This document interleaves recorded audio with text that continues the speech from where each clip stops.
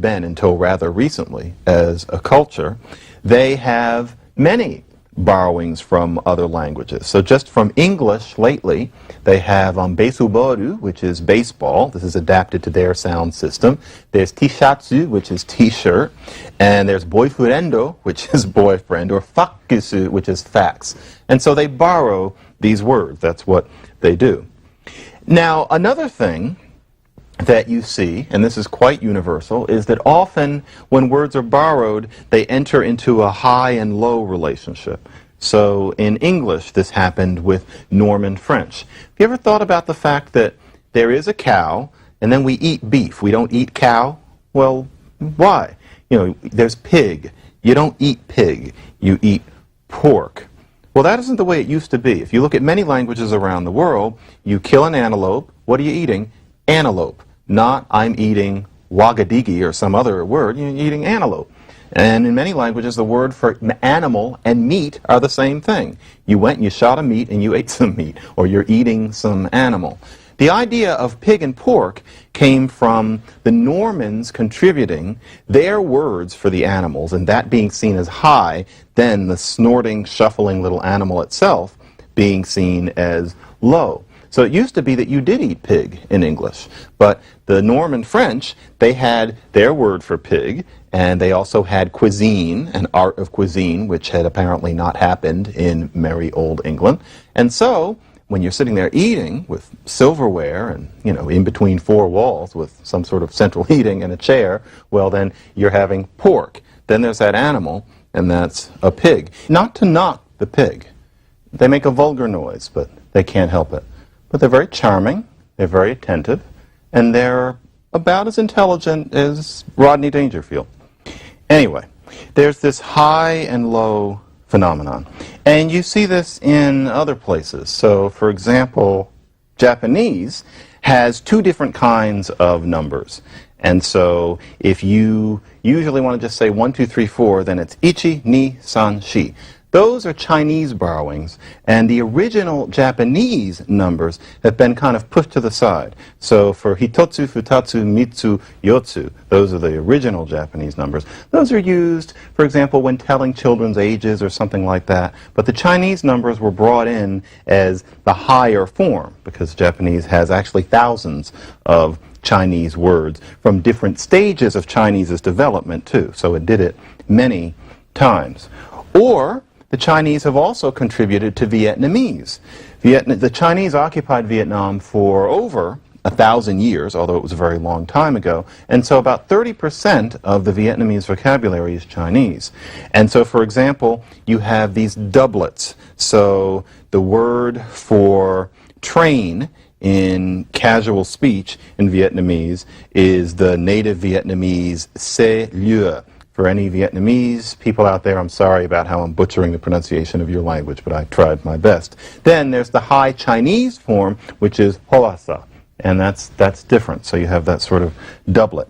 So that is something that is common, but mainly what's important is that that kind of sharing is inevitable. It's not just about English, it's not just about Europe, it's not just about writing, it's something that happens worldwide. Take that picture of the globe again, and you think of all of these languages as borrowing from each other. Australia, Greenland, everywhere. Now the other thing is that we have to remember that we're technically talking about dialects rather than languages. And so, for example, we in English have a word chant, and that comes from chanter, from French. But then that is standard French, today's standard French. That is Parisian French. We also have the word can't, and not as in I can't do the sum, but can't in the sense of platitudinous talk. That comes from cante, which was the version of that word in Norman French. And so we kind of double-dipped, so to speak. Or there are times when different dialects of a language have different borrowings. And so Scots has some Dutch words that Standard English does not have. Standard English has words like cruise and easel, which are from Dutch. But then Scots has words like callan, which is lad, and cauk, which is to have reverse peristalsis, i.e. to vomit. And that's because the borrowings just happen to be different in that way. So, it's ordinary for languages to share words, and this is far beyond things like sushi and taco. There's an extent to which the vocabulary of any language has that healthy little taint of bastardism. And often the borrowings help you to trace the movement of people and their history. They can be invaluable footprints. Now, one last thing is that it may be easy for us to imagine kind of pictures, static, of Vikings and Normans in fancy clothes giving us words. It's one thing to think of it as having happened in the past, but then when we see the same thing happening today, often we have an understandable sense of discomfort. But really, we're seeing what went on with English going on in certain situations today. So if a Latino immigrant to the United States says for brakes in a car, brecas, instead of the Spanish, quote-unquote, proper word, frenos, then often we're told that something is breaking, literally, something is breaking down. Or actually, the word carpeta in Spanish means folder, of all things. But a Latino person who spends enough time here often starts using the word carpeta to mean, as you might think, a rug, a carpet. You could have a sentence like, I'm going to drive my truck to the market. And what it's supposed to be is, voy a manejar mi camión al mercado. And mi camión, truck, al mercado, that's pure Spanish, so to speak. But then many people who've been here for a while might say, voy a manejar mi troca a la marqueta. And so my truck to the market. Now that is something that makes many native Spanish speakers, be you from Mexico or Bolivia or what have you, cringe. There's a sense that that's not real Spanish.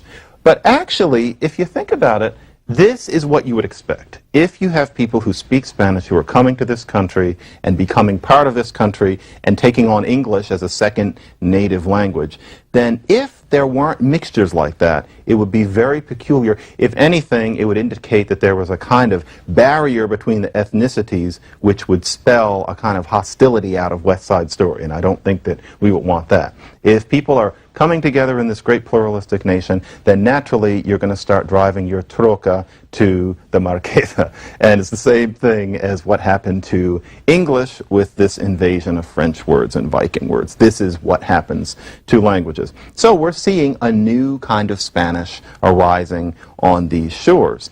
And so it's not improper, it's just different.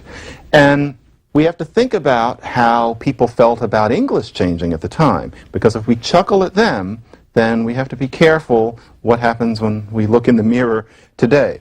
So there was a time when the French words in English were still processable as new, when you could be a living person and have a sense that this is English, but that word is French. Words like soldier and pleasant. You thought that's not really the original English rootstock. And there were people who decided that those words didn't belong. They were interlopers. You know, they were taking jobs. You have to get rid of those words. So, for example, there was a guy named John Cheek, and it's 1561, and he's sanctimoniously saying that our own tongue should be written clean and pure, unmixed and unmangled with borrowing of other tongues. And he suggested that instead of saying lunatic, because this loon root is Latinate, that we should say that a person is mooned, because that uses, our native word. And needless to say, this did not happen. And the fact is, when he was talking about pure, unmixed, and unmangled, pure and mangled are French words. So even he didn't realize how hopeless this was.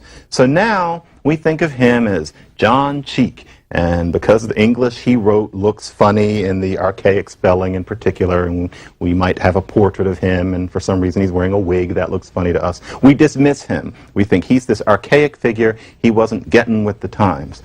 Well, it's the same thing with Spanglish. It's the exact same thing. This is what's going to happen to languages. So, when we look at language mixture, the first thing that we see, the most immediately processable thing, and the most universal aspect of language mixture, is that languages are constantly trading words.